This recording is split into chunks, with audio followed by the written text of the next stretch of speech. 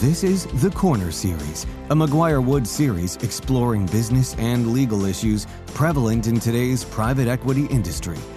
Tune in with McGuireWoods partner Geoff Cockrell as he and specialists share real-world insight to help enhance your knowledge.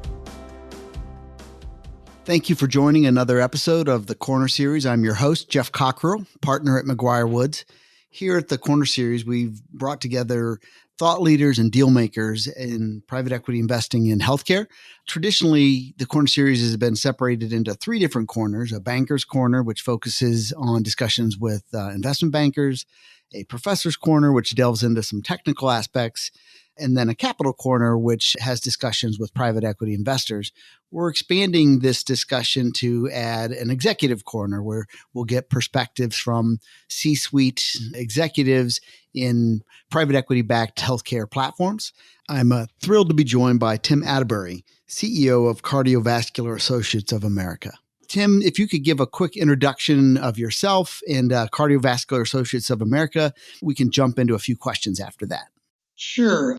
Nice to connect with everybody, and thanks for the introduction. Again, Tim Attebery here. I've been in healthcare for a long time, 37 years, mostly in cardiology, but in some other areas as well. I was the CEO of a large teaching hospital in Northeast Tennessee, then went on to be the CEO of the American College of Cardiology. And while I was there, we acquired MedAxiom, which is a national network of cardiology groups that I helped to start back in 2001. So just about everything that has happened in the business side of cardiology from 1990 until now, I've been involved with, either having done it well or not so well, and learned from it.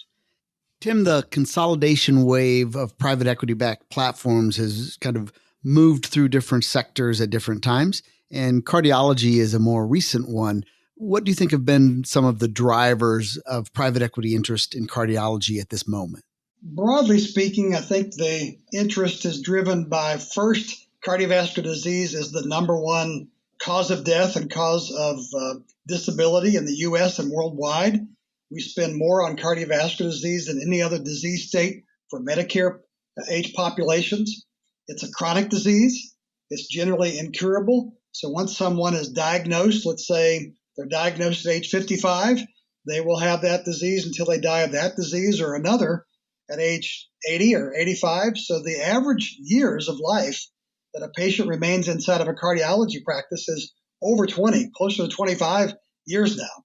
Yeah, so it looks more like primary care in many cases than it does consultative or subspecialty care. So that's one. Number two, you've got a lot of baby boomers hitting their prime years of needing cardiovascular services. So demand is increasing. Number three, the supply of cardiologists is actually not keeping up with that demand. We have more cardiologists retiring and leaving clinical practice each year than those finishing cardiovascular fellowship. So you have this strange imbalance of increased demand, patients entering the system at an earlier age, staying in the system longer. Supply of cardiologists is going down, and we have more care leaving the hospital. In the last 4 or 5 years, Medicare has expanded procedures and services that it will reimburse in the ASC setting versus hospital setting. So we have diagnostic cath, pacemakers, ICD implants, percutaneous coronary interventions, coronary stents have all been approved by Medicare. And some of us in the industry believe that that's going to continue. So we have this great wave of elective procedures leaving the hospital. We have a lot of money being spent. We have a lot of patients. We have an increasing demand, decreasing supply. So it's kind of a combination of troubled waters and attractive waters at the same time. And then last, we have over the last 15 years, about 75 to 80% of cardiologists have become hospital employees. Many of those 75 to 80% are not happy. They're seeking another option. Some of those have already left hospital employment. So now we have a big chunk of the market that is in flux, is looking at other options, while the 20 to 25% that are independent are looking for how to remain independent and protect their independence. So there's a lot of troubled waters, but also interesting opportunities hitting at the same time. You mentioned a lot of the cardiologists being employed by health systems, with many of them leaving that environment. As you look at a particular market, how do you think of your relationship with the health system? Are they always a competitor?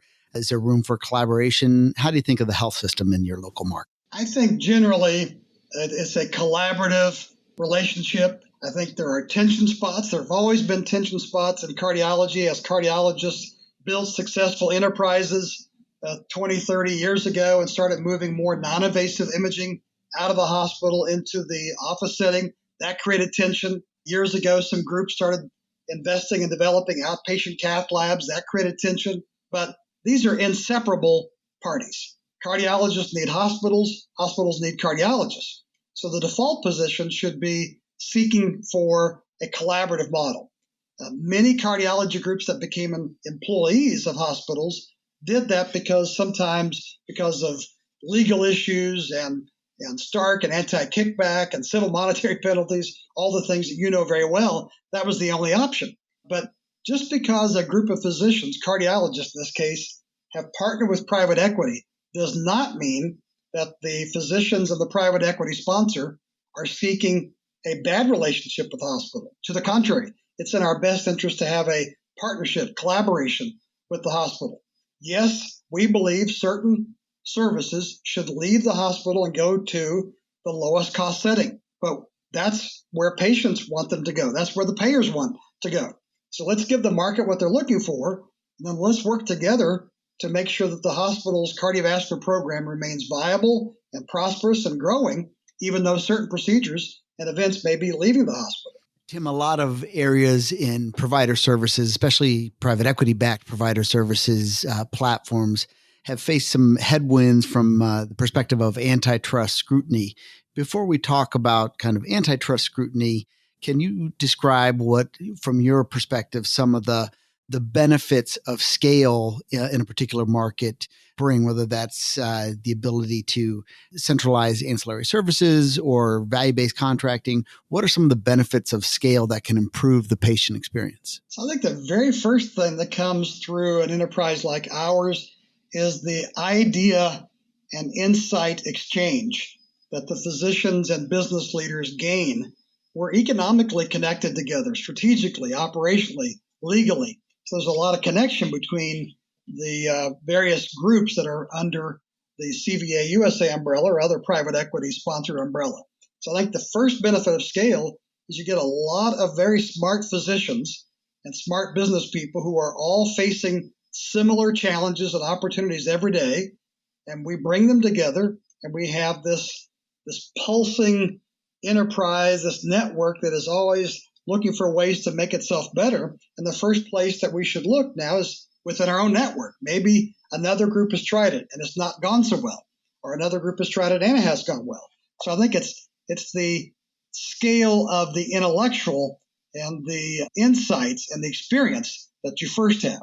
Secondly, I think despite some of the antitrust concerns, you can bring together scale for purposes of improved operations, whether that be scheduling, digital health services, remote services, revenue cycle management improvements, looking for ways to make the physician workday more efficient, leveraging the electronic health record and the clinical workflows, clinical decision support tools, all of that coming into the network of groups, because when we go talk to a solution provider about maybe there's some way to make the physician charting faster or to make it more efficient, we're not representing one cardiology group, we're representing 20 cardiology groups and 400 cardiologists. So it gives us more ability to both maybe negotiate a slightly better price on behalf of those groups, but also maybe customize it to meet the group's needs better. Scale also allows us to do things with the labor workforce within those groups that a smaller group or even a large group of 20 or 30 cardiologists could not do. Backup labor, consolidating call centers, doing things that are more efficient in a centralized location versus a decentralized model. And then last, as you said, we can go to certain vendors that sell pacemakers, ICDs, or other supplies or consumables or implantables and get much better pricing as a group of groups versus individual groups. What are some of the opportunities for entering the fray of value-based contracting in cardiology? Oh, this is one of my favorite topics, Geoff, is because so many patients, again, as I mentioned, so many patients with cardiovascular disease, especially heart failure. Your heart failure is a condition that generally develops later on, not always, but generally develops later on in a patient's journey, disease journey. And those heart failure patients, as they become sicker, they have frequent utilization of the emergency room and inpatient or observation beds. There are many opportunities to reduce ED visits, admissions, and readmissions. So I think the first focus of value-based care is how do we take what we know about heart failure management and apply it, and not just keep those patients out of the hospital and doing better from a quality of life standpoint, also reducing costs. So in general, Geoff, the amount of avoidable costs in cardiovascular spending in the U.S. is significant. Some people have estimated as high as 30% of what we spend on cardiovascular disease in the U.S. is avoidable. So even if that number is overstated by 2x, even if it's 15%, 15% of $320 billion is a lot of money. So I think the opportunities for value-based care, and I like to use the term risk-based reimbursement, where you put the cardiologist in the driver's seat of a care model, and you also put the cardiologist in an economic position that part of their income is a function of how well they manage the total cost of cardiovascular care. So let's stop quibbling over CPT codes and work RVUs and per-click reimbursement, and let's start focusing on the total cost of care and how can we lower the total cost of care without adversely affecting quality, safety, access, equity, and patient experience. Yeah, I definitely think that private equity-backed platforms get dragged through the mud. And yes, it's true that there will be instances where they'll have better leverage in payer contracting negotiations, but it's a much more complex ecosystem when you think about cost. And the wave of the future is definitely moving towards value-based or risk-based pricing. And in order to be able to enter that fray, you have to have scale to diffuse that risk. You have to have capital to make the investments in technology to enable you to take that risk. So it's a much more complicated ecosystem to figure out what the benefits of a private equity-backed platform is in reducing costs over time than what is often given credit for.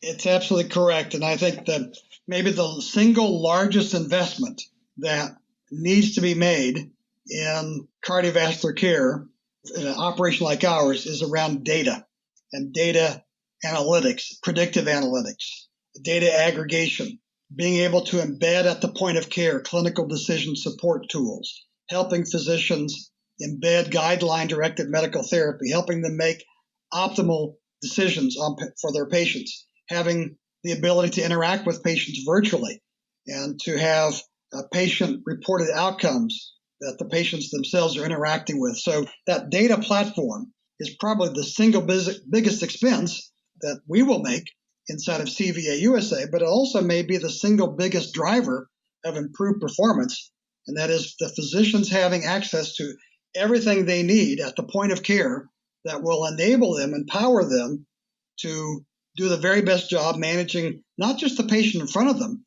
but managing the population of patients that they are trying to manage that are 24/7 under their care, even though they may not be in front of them at any point of the day. One topic that I think is an interesting one and can be a real problem for provider-based platforms is the broad category of physician alignment.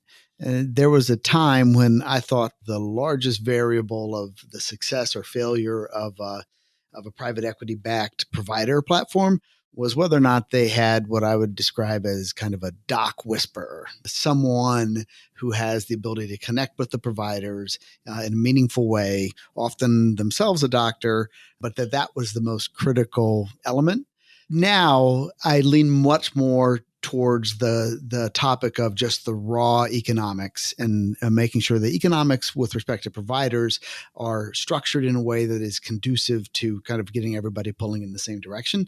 How do you think kind of broadly and philosophically about the topic of provider alignment?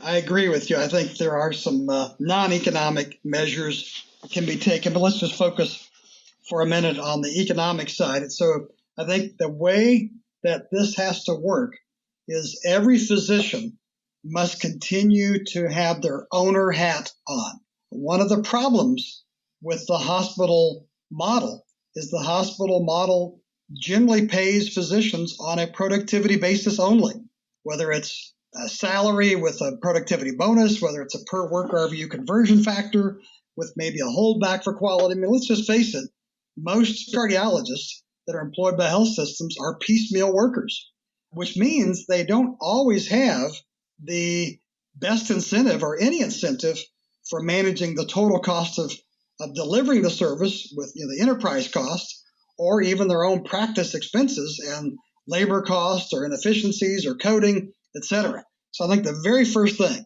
is, whether it's private equity backed or not private equity backed, physician compensation ideally should be a function of the profits that are generated by the work that the physicians have direct influence over. If they don't have direct influence over it, don't hold them accountable for it. There's nothing more frustrating than saying you're responsible for it, but we give you no power or influence over it. So let's give them the power. Let's empower them to have the ability to manage the practice, manage the service line, manage the delivery of care, manage the efficiency of that.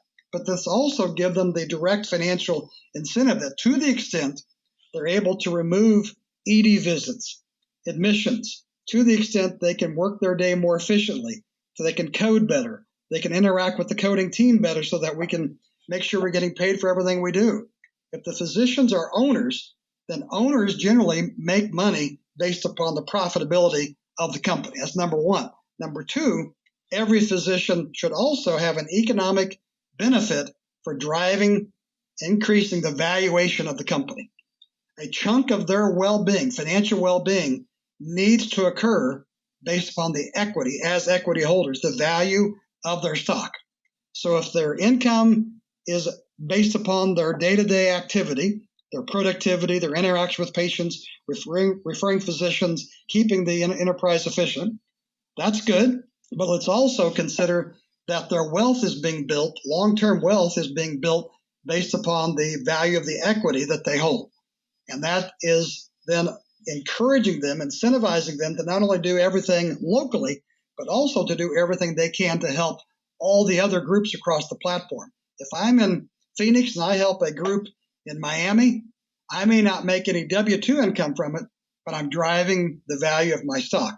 I'm increasing my economic well-being by helping all the boats rise. One of the kind of philosophical points in the points you were making is how narrow of a focus, meaning if your two kind of economic connections are some sort of profitability-based compensation model, but also equity ownership. The question comes on both of those as to how narrow should the pool be. On the comp side, where it's really a contract drafting exercise in a comp arrangement or comp plan, where you could be as narrow as you wanted. You could have a care center that is a single location. It may be a group that was a historical acquisition group. It may be an entire state. But you can draft your way to is kind of micro profitability pool versus macro profitability pool as you want.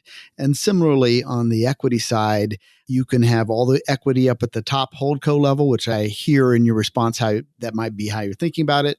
Or you could have equity broken down into kind of sub MSO, maybe a state level or even more granular than that. How do you think about proximity on those two fronts?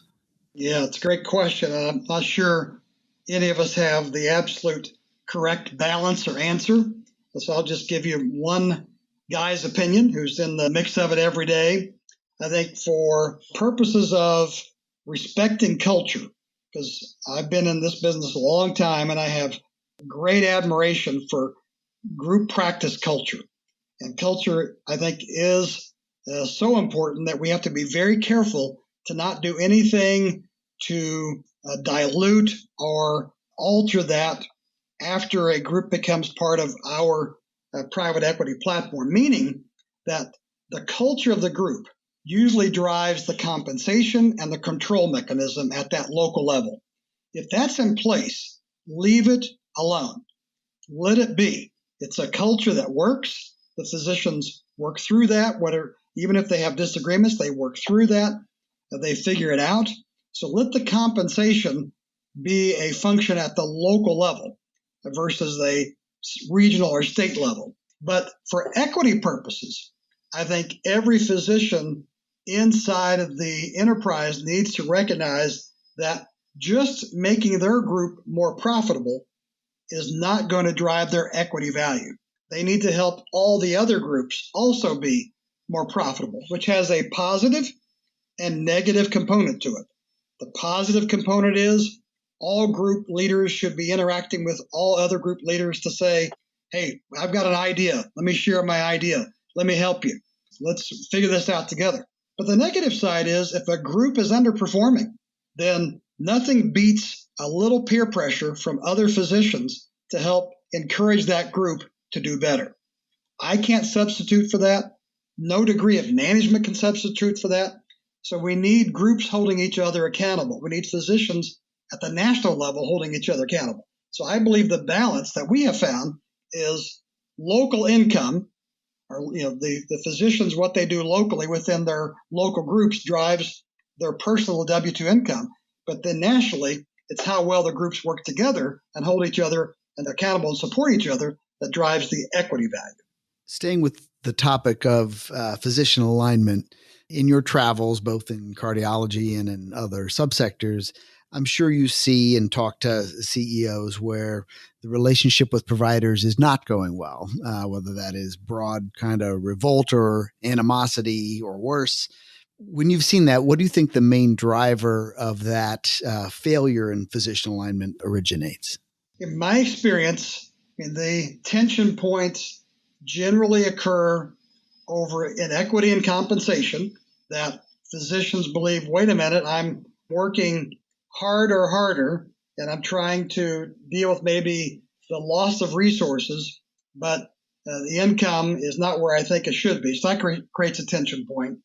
But that tension point is made worse when you mix it with one more tension point, and that is somebody else is in control of the decisions that drive my local workflow, that drive the inefficiencies, that either I don't have staff or the staff I have that has not been well trained, and we're losing good staff. So now I've got the worst possible combination. I perceive that my work to reward ratio is not keeping up with where it should be. And I perceive that in the middle of an organization that I feel that I have very little, if any, influence over the direction and change of direction that needs to occur. So I think it's critical to have the physicians at every level of the organization influencing and shaping the direction of the organization, whether that's the local level, that's the local office level, that's the local group level, or it's the national level. The physicians must have a high percentage. I think at the local level, it should be 100% locally led. I think at the national level, it should be a blend of physicians with non-physician leaders and private equity leaders that are helping to shape the direction of the company. But the physicians have to be engaged at all levels. And if there's ever a time where the physicians feel that they have no influence or they have somebody else is making the decisions, that they are then suffering the consequences of somebody else's decision, I think that's when you have the moral injury that occurs to the psyche of the physician. And at that point, they may stay, but they're very unhappy physician employees at that point, or participants. And I think you lose a lot of the extra discretionary effort that we're always seeking from the physicians. You lose that, and they're just showing up and doing their job.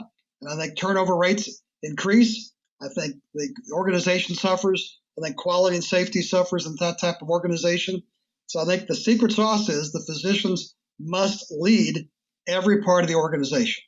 One last question. In your area in cardiology, do you see any disruptive evolutions coming down the pike that is going to transform your sector? Absolutely. I think we have several areas, kind of several maybe tips of the spear to answer that question. One is care leaving the hospital. I think we're already seeing it. We're seeing it in a significant way around elective procedures. We saw it 20 years ago with non-invasive imaging. We're seeing it now with catheter-based or image-guided procedures leaving the hospital, or at least the elective portion of them leaving the hospital. I think we're going to see, because of care management improvements and chronic care management improvements in particular, I think we're going to see more what we consider to be medical admissions, hospitalizations, ED visits leaving the hospital. You blend that then with AI tools, AI machine learn tools, where we can do predictive analytics. We can start to pinpoint the exact type of patients or subpopulation of patients that need to have closer ongoing interaction and communication and home care or virtual care. I think you blend all that together, along with all the great things that always will happen with therapeutics and drugs and medicine, et cetera. I think we will see a shift toward more chronic care of cardiovascular patients and a shift toward more home and office-based care of those cardiovascular patients away from the hospital. Tim, with that, I think we'll call it a wrap. Thank you so much for joining and being our inaugural voyage on the executive corner of the Corner Series. This has been a ton of fun, and thanks again. Appreciate it. Thank you very much for the invitation. Thank you for joining us on this installment of the Corner Series. To learn more about today's discussion, please email host Geoff Cockrell at gcockrell@McGuireWoods.com. We look forward to hearing from you. This series was recorded and is being made available by McGuireWoods for informational purposes only. By accessing this series, you acknowledge that McGuireWoods makes no warranty, guarantee, or representation as to the accuracy or sufficiency of the information featured in this installment.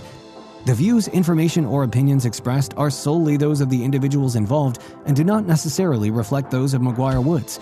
This series should not be used as a substitute for competent legal advice from a licensed professional attorney in your state and should not be construed as an offer to make or consider any investment or course of action.